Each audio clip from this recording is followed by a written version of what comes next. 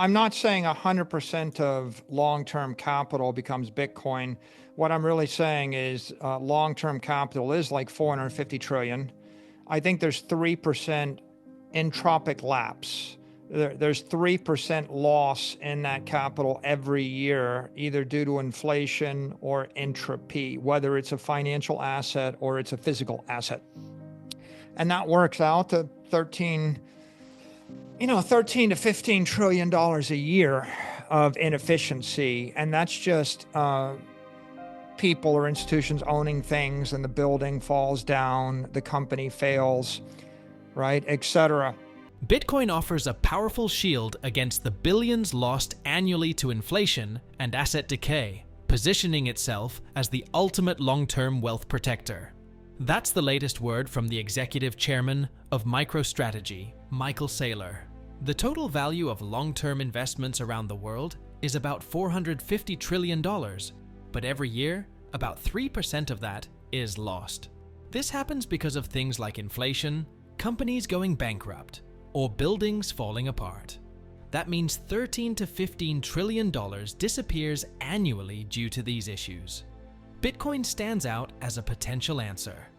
According to Michael Saylor, unlike other assets, Bitcoin doesn't lose value from wear and tear, and its limited supply makes it less vulnerable to inflation. It offers people and institutions a way to protect their wealth over time. Make sure to stick around until the end of the video, as Michael Saylor shares more mind-blowing outlooks. Also guys, if you want to stay most up to date on the crypto world, I send out a daily 5-minute crypto newsletter that covers expert predictions, on-chain data breakdowns, and breaking news, all for free. Click the first link in the description, enter your email, and join 50,000 plus others to become a better crypto investor right now. Now, here's Michael Saylor on why Bitcoin cannot be stopped. If you went to China and you gave everybody in China the option to move their money to the US, not all of them would, but a lot would, enough so that the Chinese government makes it illegal to do so. Right? The reason there are capital controls, there's a limit of $50,000 a year, is because if people could, they would. So there's a natural tendency of people to want to move their capital from a less secure, more chaotic, more uncertain place, maybe where their property rights are less. I mean, you remember remember in Cuba with the boat people, when everybody wanted to leave Cuba and come to Florida, right? People generally want to move from the less secure to the more secure place. They want to move their person, they want to move their money, etc. It's human nature. I think if we come to this siphon analogy, well, there's just so much energy that gets released when you move from an uncertain, unsafe environment to a more certain, safer, more sound environment. If I give you a stock option on the dollar bill, and I say, Tom, the dollar bill is zero volatility, but I'm going to give you an option to buy 10 more dollar bills for $1 for the next year. Well, what is the option worth? It's nothing, right? Because the dollar is going to be worth $1. I mean, so a stock option with no volatility is worthless. The Black-Scholes equation is the conventional way to value a stock option. Suffice it to say, when the volatility goes to 15, there's a little bit of optionality. When it goes to 60, there's a lot of optionality. When it goes to 120, the option's exploding in value. And let me give you the practical value of it. If you had $1,000 or $1 million, let's say $1 million, you have $1 million in the bank. Well, with zero volatility, you can probably get paid SOFR. So you're getting paid 4% to take the risk of holding dollars in the bank. 4%.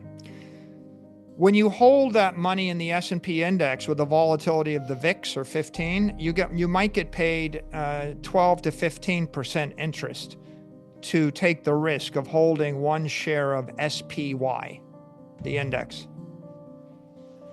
When you hold a share of Bitcoin via IBIT or a Bitcoin, the volatility is 60. you might get paid 70%, 80% to hold that $1 million in Bitcoin. And you're taking the downside risk, but you're getting paid that call rate. When you hold a share of MicroStrategy, if you were holding $1 million of MicroStrategy and you were selling the calls at the market with 120 vol, you could get paid 200% annual interest.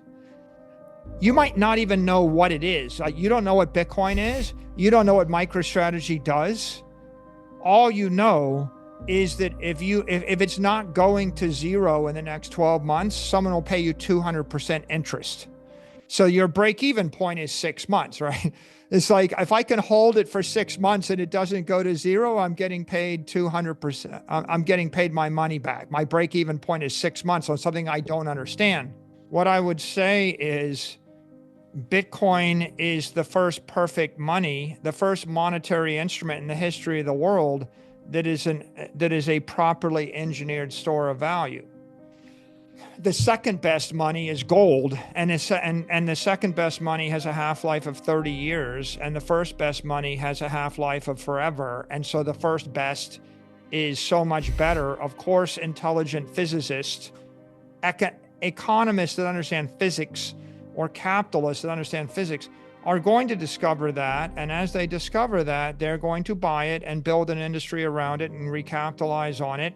And they're going to draw concentric circles of other investors that I basically channel billions of dollars into the Bitcoin ecosystem, Tom, from investors that don't understand Bitcoin. They just want to do convertible arbitrage, or they want to do option trading. There are a lot of people that hate Bitcoin, and they come into the ecosystem because they just want to short my stock. So they short my stock and buy Bitcoin and create demand for Bitcoin, you see. So those are all secondary and tertiary investors. They have capital, they have money, and they want to play some game, whether it's short, long, trading, fixed income. People that have bought my bonds and they just wanted interest on the bonds, and they indirectly funded Bitcoin. The fundamental physics of this equation is this is the world's first perfect money. That's Bitcoin, the asset, and Bitcoin, the network, is the greatest global open capital network in the world. It is free digital capital, 24/7, 365. 1,500 crypto exchanges are plugged into it, and it is the #1 source of credit, and capital access everywhere in the world right now. And so that's why it is performing. That's why it's attracting capital. Meanwhile, Robert Kiyosaki, known for his strong stance on financial independence and decentralization, has once again voiced his bullish outlook on Bitcoin.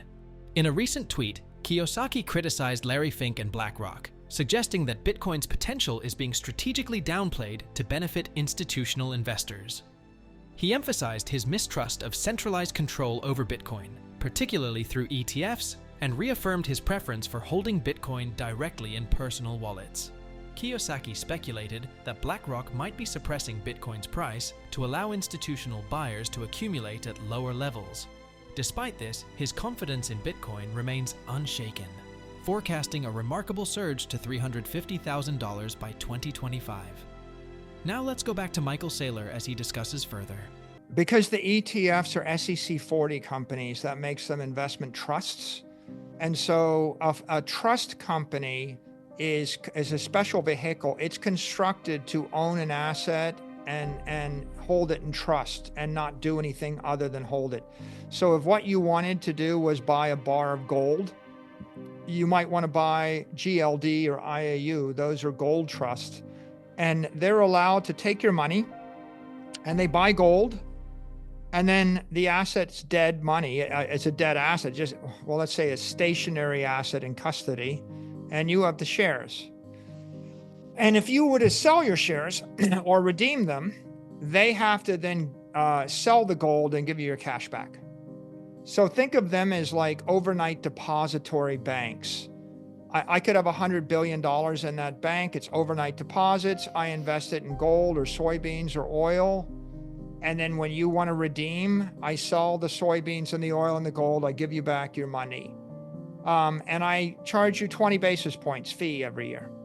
The network reward is a function of the block rewards of the miners, and they will continue between now and the year 2140, and the transaction fees. And the transaction fee economy is an open free market economy. If you want your transaction to be processed in the next 10 minutes, you have to be the high bidder. And there's only 5,000 slots. And so the most important 5,000 transactions in the world are going to get to the top of the queue based upon the transaction fee of the broadcaster. This is why it's important to have scarce block space, because as long as the block space is scarce, the transaction fees will trend up over time. And as more people want to do more transactions, they will bid up the transaction fees. And right now, they're a small fraction of the rewards, but I think 10 years from now, they'll be the majority of the rewards for sure. And I think by 2035 and onward, most of the revenue that comes from the miners will be based on transaction fees, and transaction fees are a durable business model forever. I mean, every real estate company, every financial service provider, they all work on transaction fees. I mean, it's fine. Like, I want to move $1 billion from point A to point B. Would I pay $10? Of course I would. Would I pay $100? Sure. If you wanted to buy a $1 billion building and take clear title of it in Manhattan, what do you think the transaction fees are on that? Right? I mean, you could spend $1 million to move $1 billion. You could easily spend 10 basis points. How about the last time you sold your house? What's the transaction fees to sell a house to someone else? And how long does it take, by the way? Right? So when you think about it that way, like, if I could sell my house in 30 days and it was $1 million house, would I pay 1, 2, 3, 4% interest or in fees? Yeah, I would. If I paid 1% fees, I think that's cheap. Well, 1% fees on $1 million transfer of Bitcoin, right? That's going to support the network. I think Bitcoin's always going to be 100 times to 1,000 times more efficient to transact in than other instruments. But I do think there will be transaction fees. I think the fees will support the mining network. And the mining will continue forever because there's always going to be stranded energy and there's always going to be stranded capital. And so if you're sitting at the edge of the grid and you have a dam in the Himalayas, well, you're going to want to run Bitcoin mining with the dam in the Himalayas because that's the highest bidder for your electricity. So I think that Bitcoin is a digital technology that solves an economic problem that's worth trillions of dollars. I don't think it cures cancer. I don't think it'll stop wars. People had wars after electricity and clean water. I'm just pointing out that Henry VIII dies of gout because he didn't have clean water.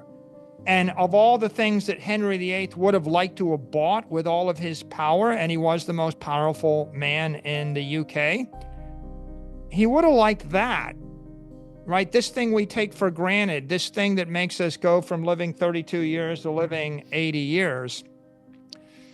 Clean capital, clean money, digital money, high frequency, programmable money. It is a protocol for prosperity.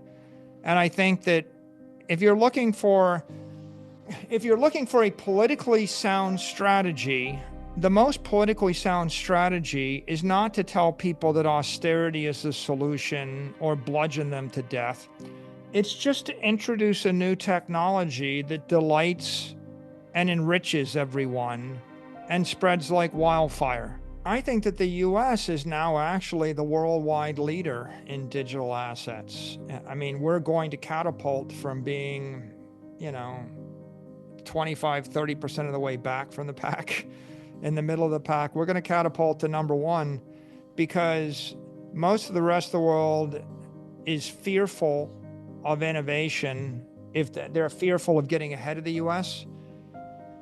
So even if it's a good idea, like all the ideas I just laid out, I mean, and a digital assets framework is a great idea. I think that other countries would be afraid to adopt a good one if they thought the US was more regressive. So now I think very progressive digital assets ideas will get adopted by the US. And I think the US has the economic capability, the financial power, the political power, and the technical power to commercialize all those. So at this point, the US has gone from being right in the middle and not very progressive to actually being number one, the greatest opportunity. I do think it's quite likely in the next 4 years we'll have an incredible crypto renaissance in the US. Bitcoin is a new technology that tackles major money problems, offering a simple and fair system for managing wealth. Just like clean water changed how people lived by improving health and adding years to life, Michael Saylor believes that Bitcoin has the potential to improve how money works. It's designed to make moving, storing, and using money easier and more secure for everyone. Now don't forget, if you want guidance through the exciting but sometimes unpredictable world of cryptocurrency, our daily 5-minute crypto newsletter is here to help. Don't pass up the chance to stay updated and make informed choices in the crypto market. The link is in the description below. Anyway guys, hope you all enjoyed today's video and that it provided you with some value. I'll see you all in the next one, and as always, all the best.